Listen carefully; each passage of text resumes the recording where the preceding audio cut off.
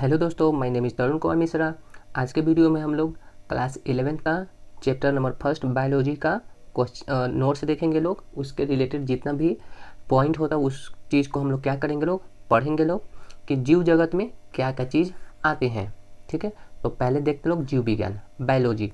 तो जीव विज्ञान की वह शाखा जिसके अंतर जीवों का अध्ययन किया जाता है जीव विज्ञान कहलाता है। ठीक है दोस्तों, आगे बायोलॉजी मीन्स लिविंग जीवित जीव, और लॉजी मतलब लोगो टू स्टडी मतलब अध्ययन करना।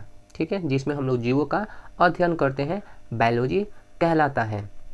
ठीक है, तो देखते हैं लोग क्या कि जीव विज्ञान की दो शाखाएं होती है। जीव विज्ञान की कितनी शाखाएं? दो शाखाएं, वनस्पति और जंतु विज्ञान मीन्स बोटनी और जूलॉजी। तो क्वेश्चन पेपर में पूछा जाता है वनस्पति विज्ञान का पिता किसे कहते हैं? तो थियोफ्रेस्टस को कहते हैं। जी, थियोफ्रेस्टस किसके बारे में बताया था? तो पेड़ पौधों के अध्ययन के बारे में बतलाया था। ठीक है, तो बोटनी के अंदर हम क्या सीखते हैं लोग? तो जीव विज्ञान की वह शाखा जिसके अंदर पेड़ पौधों का अध्ययन किया जाता है वनस्पति विज्ञान कहलाता है, जिसका जनक या पिता किसको कहते हैं? तो थियोफ्रेस्टस को कहा जाता है। ठीक है, वनस्पति विज्ञान का पिता थियोफ्रेस्टस। और जंतु विज्ञान का पिता किसको कहते हैं लोग? तो अरस्तु को कहते हैं लोग। ठीक है, अरस्तु को कहते हैं। और नॉर्मली ऐसे कोई पूछ दे कि बायोलॉजी का पिता कौन है, तो अरस्तु का ही बोला जाता है। ठीक है, और यहाँ पर एक चीज़ और बता दे बाबू कि जो छोटे छोटे बिल्कुल सूक्ष्म जीव होते हैं, ठीक है, उनके पिता को लुई पास्चर कहते हैं लोग। ठीक है, याद रहेगा आप लोग को। अब आते हैं जीव। जीव क्या? तो ऑर्गेनिज्म, जीव एक या एक से अधिक कोशिकाओं का बना वह संगठित संगठन है जिसमें बाहरी और आंतरिक वृद्धि होती है। ठीक है, बाहरी और आंतरिक वृद्धि होती है, विकास होता है और अपने जैसा प्रतिरूप बनाने की क्षमता होती है, वह जीव कहलाते हैं। मतलब जैसा बाल बच्चा पैदा करते हैं लोग, वो क्या होता है? जीव होते हैं लोग। ठीक है, चलिए, तो जीव के बारे में पता चल गया। अपने जैसा क्षमता होती है, वह जीव कहलाते हैं। अब आते हैं लोग बाबू कोशिका के बारे में। तो जीव जो होते हैं उनके अंदर कोशिका भी पाया जाता है। ठीक है, तो देखिए यहाँ पर देखते हैं लोग, तो कोशिका सेल, तो यह जीवों की संरचनात्मक और क्रियात्मक इकाई है, जिसका खोज किसने किया था? तो रॉबर्ट हुक ने किया था। ठीक है, रॉबर्ट हुक ने सबसे पहले कोशिका के बारे में बताया था। इन्होंने कोशिकाओं को कॉर्कनुमा कोशिका के बारे में बताया था, मतलब जालीदार। ठीक है, जालीदार कोशिका के बारे में इन्होंने क्या किया था? बताया था। जैसे ये कटा कटा सब कोशिका के इस तरीके से। ठीक है, अब आइए तो कोशिका भी देखते हैं। तो कोशिका के दो प्रकार होते हैं। ठीक है, केंद्रक की संरचना के आधार पर सेल कोशिका दो प्रकार के होते हैं। कौन कौन? तो प्रोकैरियोट और यूकैरियोट। हमने क्या किया है यहाँ पे? यूकैरियोट और प्रोकैरियोट के बारे में यहाँ पर हम लोग अच्छे से क्या किए हैं लोग? लिख लिए हैं लोग। ठीक है, आइए देखते हैं लोग। देखिए यूकैरियोट के प्रोकैरियोट के बारे में पहले देखते हैं लोग। ठीक है, तो क्या बोल रहा है? प्रोकैरियोट यह एक बैक्टीरिया तथा साइनोबैक्टीरिया में पाया जाता है। समझ गए? दूसरा प्रोकैरियोट में क्या बोल रहा है कि इसमें माइक्रोकॉन्ड्रिया अनुपस्थित है, माइक्रोकॉन्ड्रिया नहीं होता है। यूकैरियोट में माइक्रोकॉन्ड्रिया होता है, हम लोग में माइक्रोकॉन्ड्रिया होता है। ठीक है, और इसमें क्लोरोप्लास्ट भी नहीं होता है। ठीक है, प्रोकैरियोट में क्लोरोप्लास्ट भी नहीं होता है, और यह अलैंगिक जनन करते हैं। अलैंगिक जनन आगे हम लोग पढ़ेंगे लोग। अलैंगिक जनन अलैंगिक जनन के बारे में क्या करेंगे हम लोग? आगे पढ़ेंगे लोग। चलिए नेक्स्ट ऊपर और करते हैं इनको। इसमें पता चल गया कि क्या क्या होता है। अब इसमें देखिए क्या बोल रहा है कि इनमें जनन कोशिका विभाजन या मुकुलन द्वारा होता है। नेक्स्ट, इनमें केंद्रक तथा केंद्रिका अनुपस्थित होता है। याद रहेगा, मुकुलन जैसे आप लोग देखे होंगे लोग कि आलू में क्या होता है? आँख उग जम जाता है, ऐसे ऐसे, वही मुकुलन होता है। ठीक है, या फिर विभाजन जैसे कोशिका जो होता है, जैसे मान लीजिए सपोज ये कोशिका रहा। ठीक है, तो कोशिका का आधा पर से यहाँ तक टूट जाता है। ये कैसे पैदा करता है लोग? जैसे विभाजन, जैसे मान लीजिए कि ये कोशिका रहा, फिर ऐसे ऐसे गुजर के फिर एक यहाँ पे कोशिका बन जाएगा। ठीक है, और ये आगे जाकर ये क्या होगा? यहाँ से टूट जाता है, तो ये अलग एक कोशिका क्या होगा? अमीबा का बाल बच्चा हो जाएगा, ये अलग हो जाता है। तो विखंडन द्वारा भी क्या होता है? इन लोग के अंदर विभाजन, मतलब जैसे बोल रही है कि विभाजन द्वारा इन लोग का क्या होता है? जन्म होता है। दूसरा देख रहे हैं, इसमें केंद्रक तथा केंद्रिका अनुपस्थित होते हैं। इसमें एक क्रोमोसोम पाया जाता है तथा इसका आकार 1 से 10 UM होता है। आप लोग आई थिंक समझ में आया होगा। ठीक है, ये थोड़ा सा फर्स्ट टाइम है मुझे ये नया इस पे ये इस टाइप का हमें पढ़ाते हुए, क्योंकि इससे पहले हम ये नया चीज़ लिए हैं, तो जिसकी वजह से थोड़ा हो सकता है गलती बोल पा रहे होंगे हम। चलिए नेक्स्ट देखते हैं लोग। हाँ, यूकैरियोटिक के बारे में पढ़ते हैं लोग, ठीक है। यूकैरियोटिक में क्या क्या आता है, तो ये देखिए, यह एक पादप तथा जंतु में पाया जाता है। दूसरा, इसमें माइक्रोकॉन्ड्रिया पाया जाता है, इसमें क्लोरोप्लास्ट पाया जाता है, इसमें लैंगिक जनन होता है। आगे हम बोले हैं लैंगिक जनन में क्या होता है, हम लोग आगे पढ़ेंगे लोग लैंगिक जनन, और लैंगिक जनन के बारे में बहुत अच्छा से पढ़ेंगे लोग। और आगे देखिए, इनमें जनन समसूत्री विभाजन या अर्धसूत्री विभाजन द्वारा होता है। नेक्स्ट, इसमें केंद्रक तथा केंद्रिका उपस्थित होते हैं। इसमें अनेकों क्रोमोसोम होते हैं और इसका आकार 5 से 100 मिलीमीटर तक होता है, ठीक है। समझिए आप लोग। आगे देखते हैं लोग।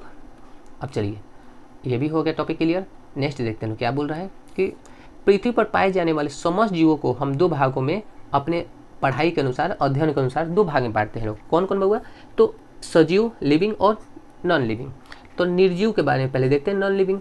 तो पृथ्वी पर पाए जाने वाले सभी जीव जिसमें जीवन नहीं पाया जाता है, जिनमें जीवन उपयोगी आवश्यक क्रियाएं जैसे श्वसन, प्रजनन, भोजन, वृद्धि नहीं होती है, वे सभी निर्जीव होते हैं, ठीक है। वे सभी क्या होते हैं, निर्जीव होते हैं। मतलब कि अब निर्जीव आप लोग जानते होंगे, निर्जीव में बाल बच्चा पैदा नहीं होता है, उसमें वृद्धि नहीं होता है, वो श्वसन नहीं करते हैं, वो उनके अंदर फीलिंग नहीं होती है, ये सब निर्जीव के उदाहरण हैं।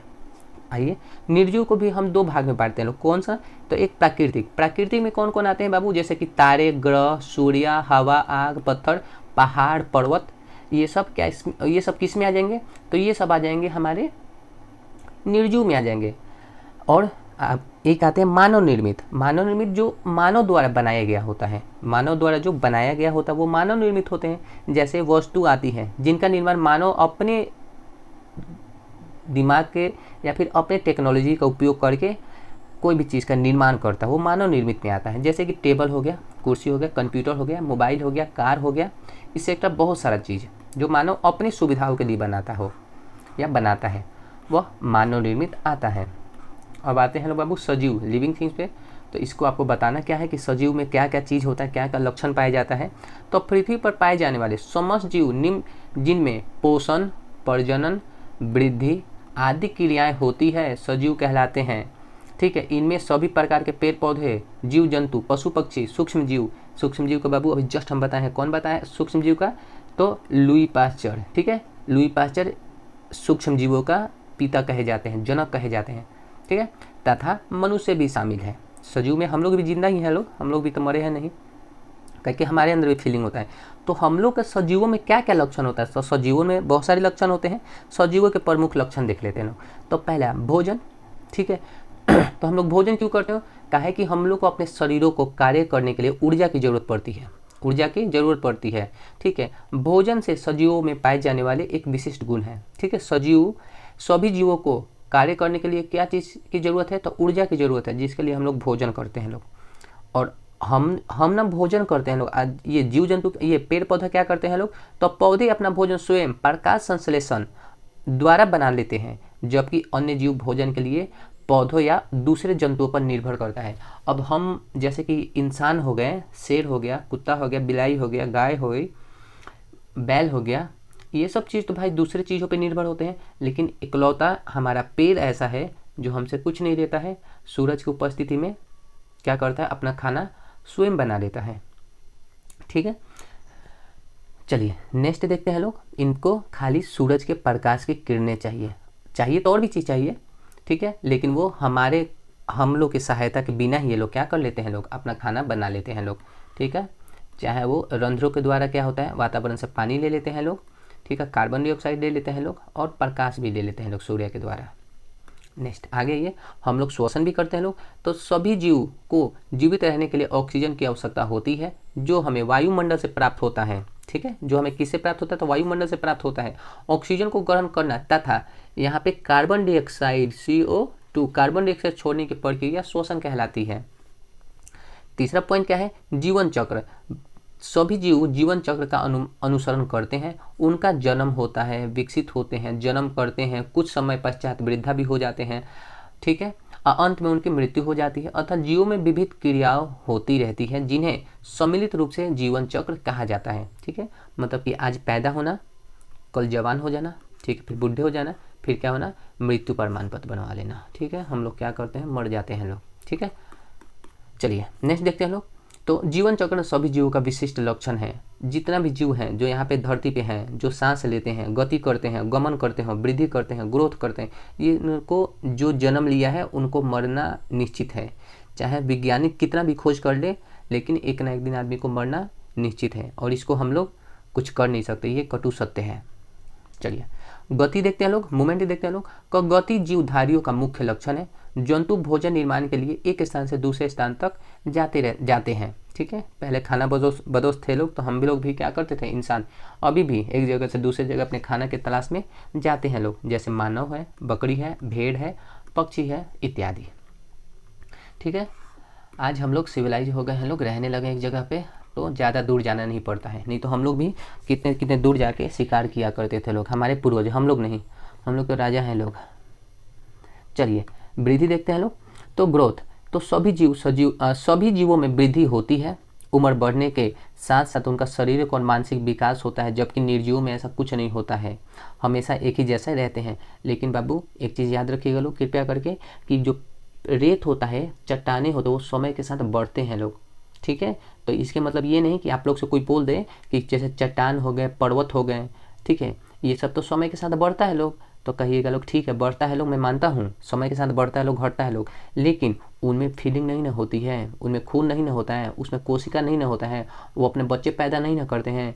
ठीक है, ये सब चीज़ उनमें नहीं पाया जाता है। ठीक है, ये रहा 6 पॉइंट क्या है, रिप्रोडक्शन, पेड़ पौधा पैदा नहीं ना करते हैं बाल बच्चे को, जैसे जनन में। ये तो जंतु द्वारा अपने समान संतान उत्पन्न करने की क्रिया जनन कहलाता है। अपने ही जैसे अपने बच्चों को पैदा करना ही क्या कहलाता है, जनन कहलाता है।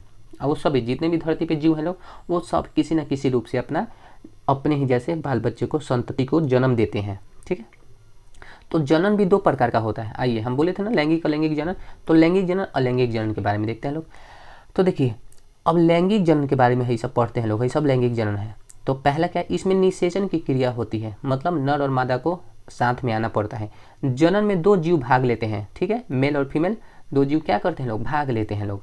इसमें भ्रूण का विकास होता है, इसमें युग्मनक बनते हैं। ठीक है, और इनमें जनन की दर धीमी होती है। ठीक है बाबू, लैंगिक जनन में क्या होता है, जो जनन की दर होती है वो क्या होती है, धीमी होती है, लेकिन इसकी अपोजिट होती है क्या, वो अलैंगिक जनन में हम लोग बहुत धीमी गति से पैदा होते हैं लोग। हम लोग को माँ के गर्भ में पहले 9 महीने रह जाते हैं लोग, फिर बाहर निकलने के बाद च ही पढ़ते रहते हैं लोग, जल्दी चलते भी नहीं हैं लोग। तो हम लोग में जो जीवन की गति होता है बहुत धीमी पाई जाती है। ठीक है, और लैंगिक जनन में ऐसा नहीं होता है। लेकिन इसका मतलब ये नहीं कि ये धीमी गति पाई जाती है तो हम लोग को दिक्कत है। धीमी गति में पाई जाती है बेशक ठीक है, लेकिन हम लोग जिंदा भी ज़्यादा ही रहते हैं लोग। ठीक है, अब आइए इनमें अलैंगिक जनन में देखते हैं लोग, इनमें निषेचन की क्रिया नहीं पाई जाती है। ठीक है, तो ये जैसे बताएं हम ऊपर कि जैसे अमीबा होता है, अमीबा क्या करता है, अपना शरीर का विखंडन कर लेता है। जैसे मान लीजिए कि ये अमीबा रहा, इतना है, तो अब ये क्या करेगा, ये आगे बढ़ता जाएगा और फिर यहाँ से ऐसे ऐसे अपना घर बना लेगा, ऐसे मतलब अपने शरीर को टुकड़ा करके इतना से कट जाएगा। ठीक है, चलिए इसमें केवल एक जीव भाग लेते हैं। अब इसमें नर नारी को पास में आने की जरूरत नहीं होता है। ठीक है, एक ही चीज़ भाग लेगा। अब अमीबा में कहाँ जरूरत पड़ा है मेल फीमेल का, ये तो अपना शरीर का विखंडन कर लेता है। ठीक है, इसमें भ्रूण का विकास नहीं होता है। दूसरा, इसमें युग्मनज नहीं बनते हैं। इसमें जन्म की दर तेजी से होती है। और लैंगिक जनन में लाख लाख हजार बच्चे पैदा होते हैं, लेकिन सब के सब मर जाते हैं, जिंदा रहते हैं बहुत कुछ ही कम ही जिंदा रह पाते हैं। ठीक है, इसके अपोजिट अगर देखा जाए तो लैंगिक जनन में जीवित रहने की जो चांस होती है बहुत ज़्यादा होती है।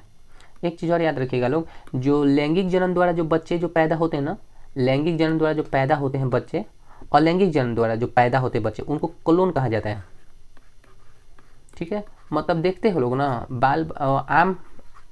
आम का बेटा आम ही होता है, आम का पौधा आम ही होता है, कुछ अलग नहीं होता है। लीची का पौधा लीची ही होगा, कुछ अलग नहीं होता है। लेकिन हम लोग ऐसा नहीं होते, हम लोग माँ बाप के से मिल के बने होते हैं, जिसकी वजह से हम लोग अपना अलग होते हैं। लोग बिल्कुल अलग नहीं होते, फिर भी अलग होते हैं लोग। ठीक है, लेकिन अलैंगिक जनन में ऐसा कुछ नहीं होता। अलैंगिक जनन में तो देखते हैं लोग कि जैसा बाल बच्चे वैसे माँ बाप, पता ही नहीं चलता है। लेकिन एक चीज़ और मैं आप लोग को बता दूं कि लैंगिक जनन में बेशक क्लोन बच्चे क्लोन कहलाते हैं, लेकिन इनमें लैंगिक जनन द्वारा जो बच्चे पैदा होते हैं उनसे उनके द्वारा मम्मी पापा के शरीर से या फिर उनके पीढ़ी दर पीढ़ी चलने वाली बीमारी लैंगिक जनन द्वारा हमारे भी शरीर में आते हैं लोग, लेकिन इसमें नहीं होता है। अलैंगिक जनन में नहीं होता है ऐसा कोई बीमारी, ठीक है। लेकिन बहुत सारे बीमारी है जो हमारे शरीर में अपने आप ही आ जाते हैं माँ बाप के द्वारा ही, ठीक है। तो वो पढ़ा जाएगा बाद में, लैंगिक जनन और अलैंगिक जनन में कौन सा सबसे अच्छा जनन माना जाता है। आप लोग 10th क्लास में 9th क्लास में पढ़ ही के आए होंगे, 11th क्लास तो ऐसे तो आए नहीं होंगे, ठीक है। लिविंग थिंग्स का और एग्जाम्पल क्या है कि संवेदनशील फीलिंग होती है, सभी जीवों में संवेदनशीलता होता है, जैसे गुण पाया जाता है। वे अपने आसपास तथा मौसम में होने वाले परिवर्तन को महसूस कर सकते हैं। मनुष्य में 5 संवेदन अंग पाए जाते हैं, जबकि पेड़ पौधों में ऐसा कोई विशेष संवेदन अंग नहीं पाए जाते हैं, लेकिन वे भी सर्दी गर्मी तथा सूर्य का प्रकाश का महसूस करते हैं, जैसे सूरजमुखी का पौधा है। इसका सबसे अच्छा उदाहरण है सुई मुई। आप लोग बचपन में सुई मुई को छूते ही मुरझा जाती थी, ठीक है। सुई मुई के पौधे की पत्तियों को छूने पे पर बंद हो जाती। संवेदनशील अंग आँख, नाक, कान, जीभ, त्वचा इत्यादि, ये क्या है हम लोग का संवेदनशील अंग में आ जाता है, ठीक है। ये बहुत जल्दी हम चलाना सीख लेंगे, थोड़ा सा दिक्कत हो रहा है मुझको ये सब चीज़ों को चलाने में, ठीक है। इसके वजह से मेरा थोड़ा सा दिमाग इधर उधर हो जाए, जिसकी वजह से हम क्या पता अच्छा से बोल पा रहे हैं कि नहीं। चलिए एक चीज़ और देखते हैं लोग, 8वां इसका क्या है। ये सब हम लोग लिविंग थिंग्स के बारे में पढ़ रहे हैं। उत्सर्जन जीवधारियों में विभिन्न क्रियाओं के फलस्वरूप ध्वनिकारक व अनावश्यक पदार्थ बनते हैं, जिन्हें वे अपने शरीर से निष्कासित करते हैं, ठीक है। वही क्या कहलाता है, उत्सर्जन कहलाता है। जैसे हम शरीर में खाना पीना खाते हैं लोग, तो हम लोग मल मूत्र का क्या करते हैं लोग, त्याग करते हैं लोग, वही उत्सर्जन कहलाता है, ठीक है। चलिए अब जीवों में विविधता देखते हैं लोग कि भाई सब जीव तो एक ही जैसा नहीं है, जीवों में विविधता भी है। तो चलिए जीवों में विविधता के लिए देखते हैं लोग। तो जीव जगत में असंख्य प्रकार के जीवों की उपस्थिति को जैव विविधता कहते हैं। चलिए पहला पॉइंट देखिए, तो वैज्ञानिक ने अब तक 15 से 18 लाख जीवों का पता लगाकर उनका नामकरण किया जा चुका है। यहाँ पे 17 होना चाहिए, 17 से 18 लाख, ठीक है। इनमें से लगभग 12 लाख जातीय जंतुओं की तथा 5 लाख जातीय, यहाँ पे 5 है, 5 लाख जातीय पादपों की है। इनमें से कीटों की संख्या व पादपों को मिलाकर भी उनकी अधिक है। मतलब समझ जाइए कि ये क्या है, जंतु और ये पादप को मिलाने के बाद भी जो छोटे छोटे जीव होते हैं लोग, उनका संख्या इन दोनों से क्या है, ज़्यादा है। इन दोनों को जोड़ दीजिएगा तभी भी ये जिंदा अकेले ही कीटों की संख्या जंतु और पादप को मिला भी दिया जाए तभी भी ये अलग हैं, ठीक है। इनसे तुलना नहीं किया जा सकता, इनका जनसंख्या ज़्यादा है, ठीक है। आइए जीवधारियों का वर्गीकरण देखा जाए। जीवधारियों का वर्गीकरण क्या है, तो विश्व में मिलने वाले जीवों की संख्या ही नहीं, आकृतिक आकार, भार आदि में इतने अधिक विविधता मिलती है कि सामान्य रूप से उनका याद रखना संभव नहीं है। इसलिए अध्ययन की सुविधा के लिए कुछ लक्षणों के आधार पर संवर्गों व समूहों में जीवों को वर्गीकृत करते हैं लोग, ठीक है। इन संवर्गों को टेक्सा कहते हैं। इनको क्या कहते हैं, तो टेक्सा कहते हैं लोग, ठीक है। पौधे, जंतुओं, बैक्टीरिया आदि को अलग अलग स्वर्णों या टेक्सों में रखा गया है।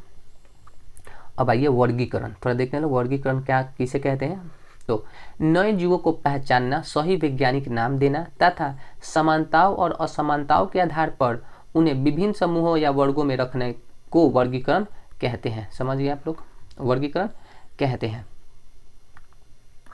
चलिए आगे चलते हैं लोग। अब देखिए जीवों के नामकरण व वर्गीकरण तथा इनके मूल सिद्धांतों के अध्ययन को वर्गीकरण विज्ञान या वर्गीकी कहते हैं। यही आता है पेपर में, बहुत इंपॉर्टेंट है, याद रखिएगा लोग। चलिए अब देखते हैं लोग क्या, तो वर्गीकरण का महत्व। भाई वर्गीकरण क्यों करते हैं लोग ना, हमारे पास तो ये भी होना चाहिए, हमें वर्गीकरण करने की किसी चीज़ की क्या ज़रूरत है, ठीक है।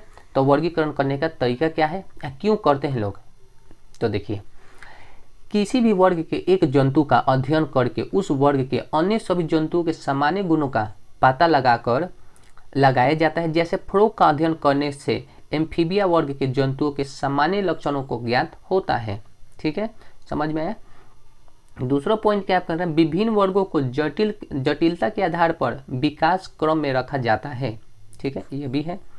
तीसरा पॉइंट क्या कह रहा है कि कुछ ऐसी भी जंतु भी हैं कुछ ऐसे जंतु भी हैं जिनमें 2 वर्गों के कुछ लक्षण पाए जाते हैं। ऐसे जंतु को संयोजी कड़ी कहते हैं। याद रखिएगा लोग, कड़ी कहते हैं। इनके अध्ययन के जंतु समूहों के विकास क्रमशः पता चलता है। चलिए इनको पढ़े जाए।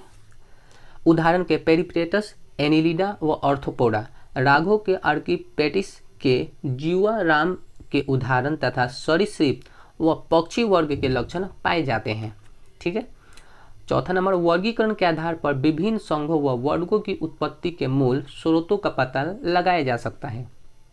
ठीक है, आगे चलते हैं लोग। इतना सारा चीज पढ़े। अब देखिए, जैसे पक्षी व स्तन वर्गों का विकास सरीसृप वर्ग से हुआ है तथा आर्थ्रोपोडा संघ का विकास एनिलिडा से हुआ है। ठीक है। अब देखते हैं लोग, वर्गीकरण से विभिन्न आवास में रहने वाले जीवों में पाए जाने वाले आकारिक समानताएं और विभिन्नताओं के आकार भी पता चलता है। जैसे ब्लू व्हेल स्तनधारी है परंतु जल में रहने के कारण मछली जैसे दिखाई देती है। स्तनधारी आप लोग समझते होंगे लोग, जो अपने बच्चा को दूध पिलाते हैं लोग। ठीक है। व्हेल, चमगादड़, शेर एक ही संघ के प्राणी हैं पर अलग अलग वातावरण में रहते हैं। अब देख रहे हैं, ये जो शेर है, बाघ है, ये शेर है, ये तो ठीक है। चमगादड़ अलग है, अब व्हेल भी अलग है। ये पानी में रहने वाले, ये उड़ने में रहने वाले, ये उड़ता है और ये जमीन पे रहने वाले। इन सभी को क्या एक ही संघ में रखा गया है पर अलग अलग वातावरण में रहने के कारण बिल्कुल अलग नजर आते हैं। ठीक है। नेक्स्ट, जीवों का नामकरण। तो इनके अनुसार जीवों का नामकरण भी हुआ है। तो देखिए, नए खोजे गए जीवों को द्विनाम नामकरण पद्धति द्वारा वैज्ञानिक नाम देने को नामकरण कहते हैं लोग। ठीक है। अब इसको ऊपर, अब चलिए, लिनियस नामक वैज्ञानिक ने जीवों को वैज्ञानिक नाम दिया। लिनियस नामक वैज्ञानिकों ने साइंटिफिक नेम दिया इसलिए द्विनाम नामक पद्धति की खोज की। ठीक है। नेक्स्ट देखते हैं लोग, द्विनाम पद्धति, बाइनोमियल।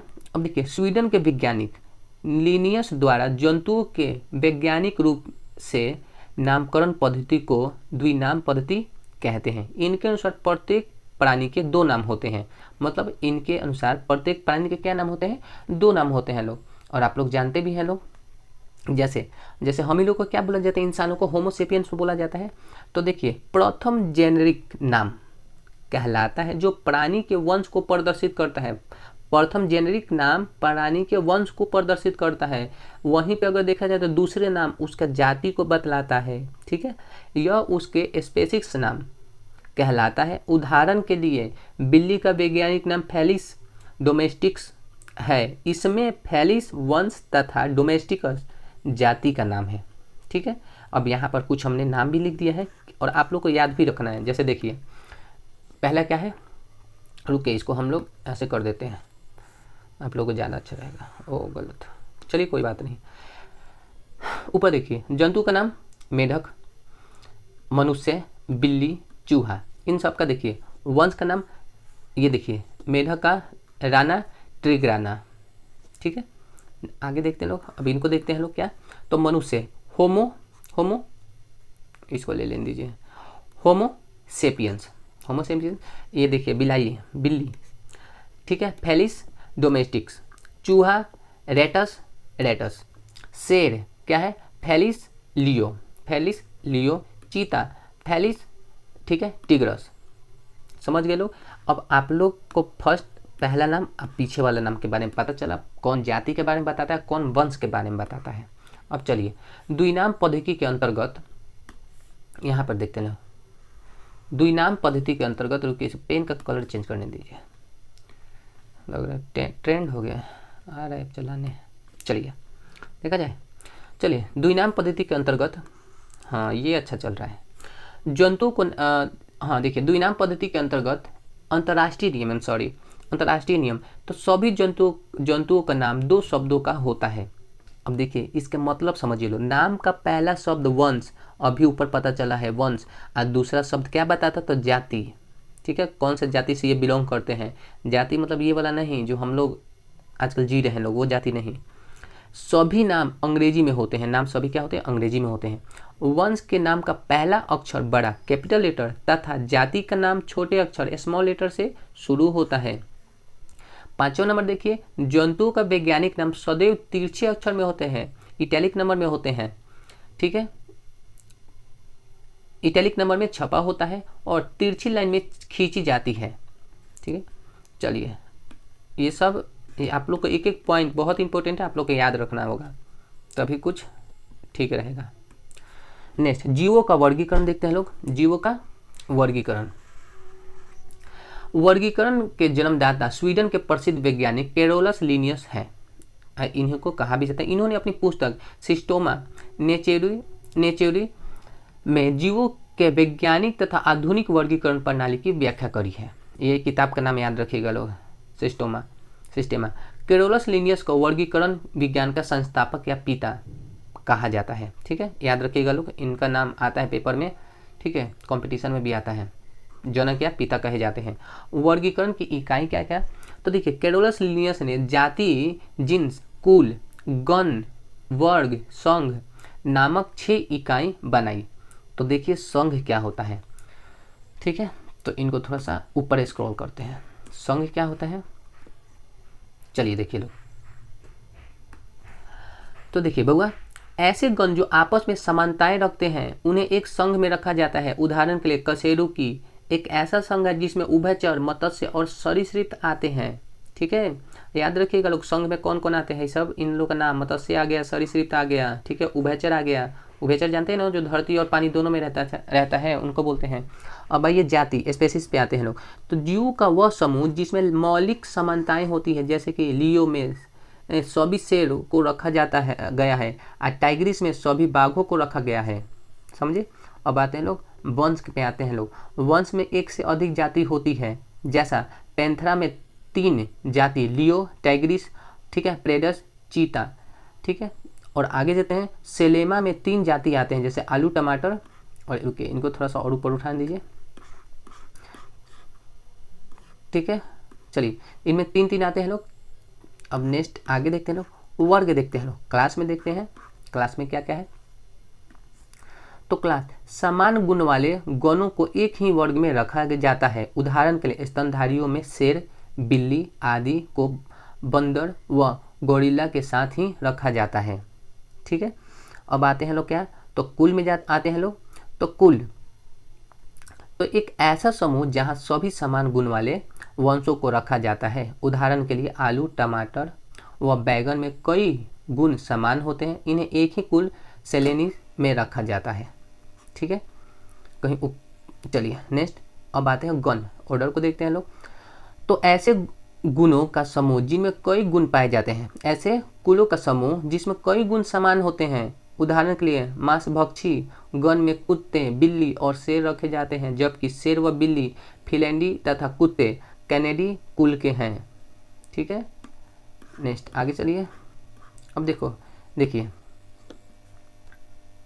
अब यहाँ पे ये जीव है।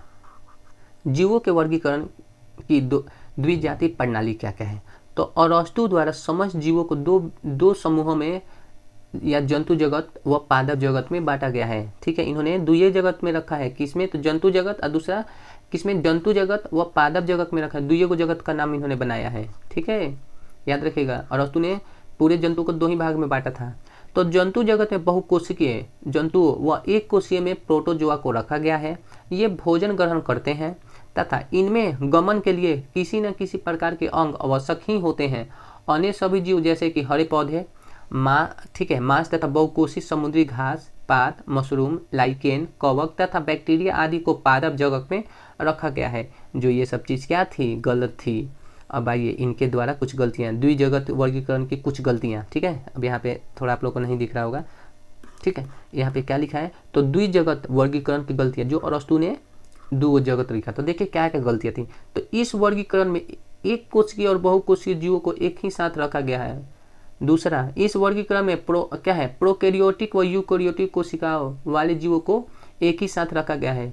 आगे हम लोग ये प्रोकैरियोट और यूकैरियोट के बारे में हम लोग पढ़ेंगे लोग बहुत अच्छा से, इनके बारे में और इनके बारे में। ये तो 10वीं में भी आते हैं लोग, 11th में भी आते हैं, 12th में भी आते हैं। अब देखिए 3 नंबर देखिए, तो इस वर्गीकरण में प्रकाश संश्लेषण व अप्रकाश संश्लेषण जीवों को एक ही साथ रखा गया है। ये क्या, ये तो गलत बात है भाई। प्रकाश संश्लेषण के अंतर्गत हरे पेड़ पौधे आते हैं लोग, और अप्रकाश संश्लेषण के अंतर्गत बहुत आते हैं लोग, हम ही लोग हैं लोग। हम लोग तो प्रकाश संश्लेषण नहीं करते हैं लोग। दूसरा देखिए, हरे पादप और कवकों को एक ही साथ रखा गया है, तो ये तो गलत बात है।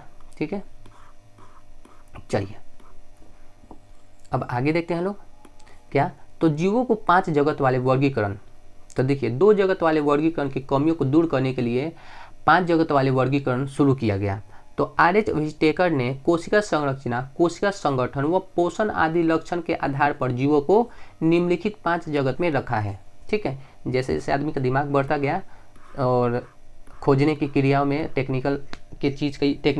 तकनीकी चीज़ों का यूज करने लगा आदमी, तो अलग अलग चीज़ों से क्या करने लगा, हर एक चीज़ों का खोज होने लगा। ठीक है, उनको और अच्छा से जानने के विस्तार पूर्वक हम लोग को साधन जब आ गए तो बहुत सारी चीज़ों का खोज हुआ। तो अब देखिए क्या हुआ, द्विजगत वर्गीकरण की कमियां क्या क्या। इस वर्गीकरण में एक कोशिका और बहुकोशिका को एक साथ रखा गया। आई थिंक ये तो हो चुका है ना। चलिए हरे पौधों पर, अच्छा ये तो हो चुका है ना। आइए, आई थिंक दोबारा लिखा गया है। अब आइए, जीवों को 5 जगत वाले वर्गीकरण में रखा। तो 2 जगत वाले वर्गीकरण की कमियों को दूर करने के लिए 5 जगत वाले वर्गीकरण शुरू किया गया। तो आर.एच. व्हिटेकर कोशिका संरचना, कोशिका संगठन व पोषण आदि लक्षणों के आधार पर जीवों को निम्नलिखित 5 जगत में रखा है। तो देखिए कौन कौन जगत है, तो ये कौन कौन जगत में रखे हैं। तो देखिए पहला क्या है, तो पहला मोनेरा, प्रोटिस्टा, पादप या प्लांटी, कवक और जंतु या एनिमिलिया। इन सब के बारे में यहाँ पे नीचे आप लोग को ध्यान से देखने को मिलेगा। ठीक है, तो देखिए मोनेरा जगत में, तो मोनेरा जगत में क्या है, तो इन जीवधारियों में एक कोशिका प्रोकैरियोटिक कोशिका पाई जाती है। इनमें आरंभिक केंद्रक होता है। एग्जाम्पल में जीवाणु आते हैं, साइनोबैक्टीरिया, आर्केबैक्टीरिया, तंतुमय जीवाणु इत्यादि लोग आते हैं लोग। प्रोटिस्टा में देखा जाए क्या क्या आता है, तो प्रोटिस्टा एक कोशिकीय जीव है, वह यूकैरियोटिक होते हैं। अब इनमें पूर्ण विकसित केंद्रक पाया जाता है, जैसे कि अमीबा एक कोशिकीय जीव में, यूग्लिन, पैरामीशियम। ठीक है, ये एक कोशिकीय जीव है। ठीक है, पैरामीशियम भी है और अमीबा भी। चलिए आगे, अब आते हैं लोग कवक पे। तो देखिए बउआ क्या बोल रहा है कि कवक में क्या, ये यूकैरियोटिक बहुकोशिकीय व परपोषी होते हैं। परपोषी आप लोग 10वीं क्लास में पोषण की क्रिया विधि पढ़े होंगे लोग। पोषण के आधार पर जीवों को 2 भाग में बांटा गया है, स्वपोषण और परपोषण। ठीक है, परपोषण में क्या है, परपोषण में बांटा गया है। फिर परपोषण को फिर 3 भागों में बांटा गया है। ठीक है, मृत पोषण, प्राणी संपोषण और परजीवी में। ठीक है, आप लोग 10th क्लास में पढ़े होंगे लोग वहाँ पे। तो आइए अब यहाँ पे बताने का मतलब होगा कि समय ज़्यादा लग जाएगा। अब देखिए ये मृत शरीर का विघटन करते हैं, वह अवशोषण द्वारा इनका पोषण करते हैं। अब देखिए इनमें प्रकाश संश्लेषण नहीं होता है तथा सेल वॉल काइटिन की बनी होती है, ये बाहरी ऊपरी परत, जैसे राइजोपोस, नेपेसिलियन ETC। अब आते हैं लोग पादप जगत में। तो पादप जगत में देखते हैं तो ये बहुकोशीय वो यूकैरियोटिक होते हैं।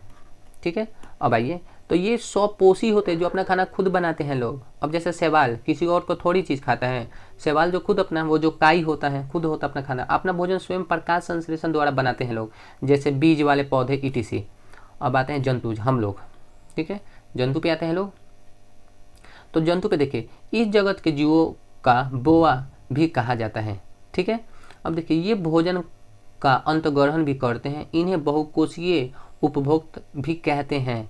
इनमें प्रकाश संश्लेषण नहीं होता है। अब हम लोग प्रकाश संश्लेषण में थोड़ी खाना खाते हैं, हम तो खाना दूसरे पे ऊपर रह के खाते हैं लोग, पेड़ पौधा पे निर्भर होते हैं, जंतुओं पे रहते हैं लोग, चाहे जंतु को मार के खा जाए चाहे उनके द्वारा चीज़ों को खाते हैं। इनमें से चलने के लिए निश्चित अंग पाया जाता है, इनमें चलने के लिए निश्चित अंग पाया जाता है। ये यूकैरियोटिक व परपोषी होते हैं, जैसे मछली, चपटे व गोल कृत्रिम, मेढक, पक्षी और स्तनधारी जीव। ठीक है, चलिए अब एक चीज़ और ये देखते हैं लोग बाबू, क्या, तो हर्बेरियस ये होता क्या है, तो पादप प्रदेश का ऐसा संग्रह जिसमें पादपों को सुखाकर भली भांति दबाकर कागज के शीट पर अवलोकन योग्य रूप में परिस्थित कर व्यवस्थित क्रम में सुरक्षित किया जाता है, हर्बेरियस कहलाता है। हर्बेरियस की शीट पर एक लेबल लगा दिया जाता है। इस लेबल पर देखिए क्या क्या लगा रहता है। पौधे को एकत्र करने की विधि रहती है, तिथि रहती है, पौधे का स्थानीय नाम रहता है, पौधे का वैज्ञानिक नाम रहता है, पौधे का कुल रहता है, संग्रहकर्ता का नाम भी रहता है। ठीक है, इतना चीज़ जान लिए लोग। अब आइए और क्या क्या है बाबू इसमें। तो इसमें रहता है स्थान का नाम जहाँ से वो पौधा लिया गया है, और विशेष बिंदु भी रहता है। ठीक है, अब देखिए कुछ प्रमुख हर्बेरियन। अब देखिए बोटनिकल गार्डन कहाँ का है, तो प्रसिद्ध बोटनिकल गार्डन क्यू इंग्लैंड में है, याद रखिएगा लोग। Indian botanical garden Howrah, India, Howrah तो इंडिया में है। National botanical research institute Lucknow, Lucknow India में है। सभी महाविद्यालय व विश्वविद्यालयों में भी हर्बेरियम स्थित होते हैं। ठीक है, तो आज के वीडियो में ये हमारा कंप्लीट होता है। अब हम लोग नेक्स्ट वीडियो में क्या करेंगे लोग, इन सब का क्या करेंगे लोग, क्वेश्चन आंसर कंप्लीट किया जाएगा। तो आज के वीडियो में इतना ही रखते हैं लोग। आप अपना ध्यान रखिएगा लोग और अच्छा से पढ़ाई करिएगा लोग। बाय। और थोड़ा ये मेरा फर्स्ट वीडियो है इस टाइप का बनाने में, इसी वजह से कुछ गलतियाँ हो रही होगी बोलने में मुझे।